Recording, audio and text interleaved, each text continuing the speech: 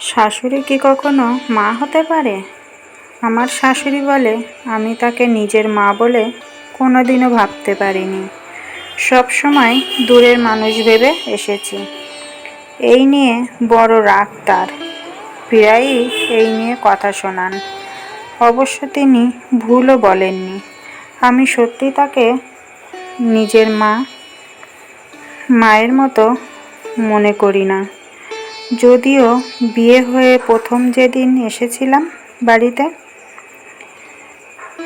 তিনি একঘর লোকের সামনে আমাকে বলেছিলেন আমার নিজের মা বলে মনে করবে আজ থেকে। আমি বরাবরের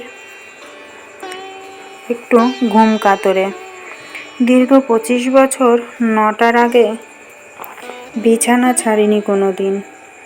মা প্রশ্রয় দিতেন, ঠিক আছে ঘুমা তুই।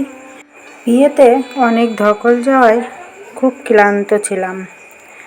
বউভাতের দিন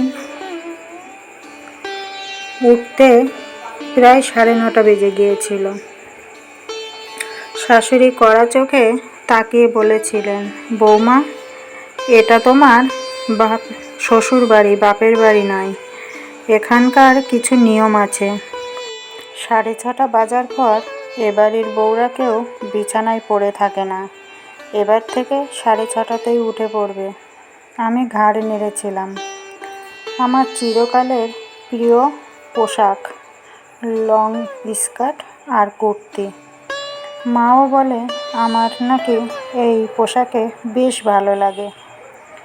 বিয়ের 1 মাস পর ছোট মামার থেকে বিয়েতে পাওয়া লং স্কার্ট আর একটা কুর্তি পরে বরের সাথে কোথাও একটা বেরোচ্ছিলাম। শাশুড়ি মা ডেকে বললেন, এই ধরনের পোশাক আমাদের পরিবারের বউরা পরে না। এগুলো তুমি আর পরবে না। শাড়ি পরবে আর না হয় চুড়িদার। এগুলো একদম পরবে না।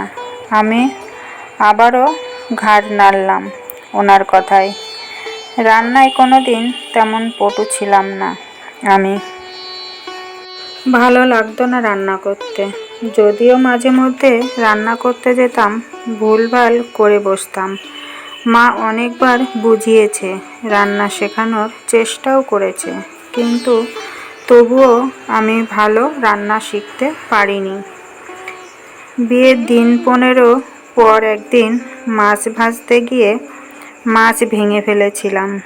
শাশুড়ি গজরে উঠে বলেছিলেন, এত বড় হয়েছ তবু এখনো মাছ ভাজতে শেখোনি? নষ্ট করলে তো এতগুলো মাছ। মায়ের কাছে কি কিছুই শেখোনি? একেবারেই অপদার্থ তো দেখছি তুমি।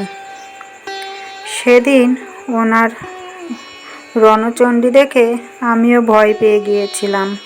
কারণ কাতর গলায় বলেছিলাম, আর হবে না এমন ভুল কোনো দিন। রুই মাছের পেটি ভীষণ প্রিয় আমার। তাই আমার মা প্রতিদিন আমার পাতে দিত। এ বাড়িতেও রুইয়ের পেটি আসে, কিন্তু সেগুলো বরাদ্দ থাকে বাড়ির ছেলে মেয়েদের জন্য। বউয়ের জন্য শুধু ডিমই থাকে বেশিরভাগ দিন। মাঝে মধ্যে ওই গাদার মাছ, ছোট পিচ। একবার বলেছিলাম শাশুড়ি মাকে আমার পেটি খাবার ইচ্ছের কথা। উনি মুখ বেঁকিয়ে বলেছিলেন, বউ মানুষের অত নোলা ভালো না, যা দেওয়া হয় তাই খাবে। এটা তো আর তোমার বাপের বাড়ি নয়। ডিয়ার শাশুড়ি মা, আমি জানি এটা আমার বাপের বাড়ি নয়। আর আমি এটাও জানি যে আপনি আমার মা নন। মা নন বলেই আপনি আমার কোনো শখ আহ্লাদ কোনো দাম দেন না। আমার ছোটোখাটো ভুল দেখলেই জ্বলে ওঠেন, কারণ আমি আপনার মেয়ে নই।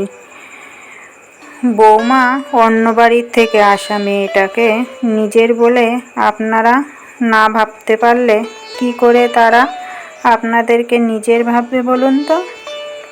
আপনারা তো বৌমাদের সাথে তাদের মায়ের মতো ব্যবহার করতে পারেন না, তাহলে কেন ছেলের বউ হয়ে আসা মেয়েটি ভাবতে যাবে আপনাকে মা? আমি তোমার মায়ের মতো একথা মুখে বলা আর সত্যি তার মায়ের মতো হয়ে ওঠা এক নয়। তাই সত্যি যদি চান যে সংসারে আসা নতুন মেয়েটিকে আপনারা নিজের ভাবেন, তাহলে আগে আপনি তার নিজের হয়ে উঠুন। না, আমি আপনাকে মা ভাবি না, কারণ আপনিও আমাকে মেয়ে ভাবেন না।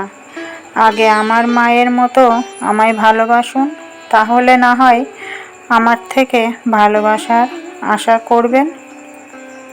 পৃথিবীতে একতরফা তো কোনোদিন কিছুই হয় না, তাই না? তো আজকের গল্পটা তোমাদের কেমন লাগলো?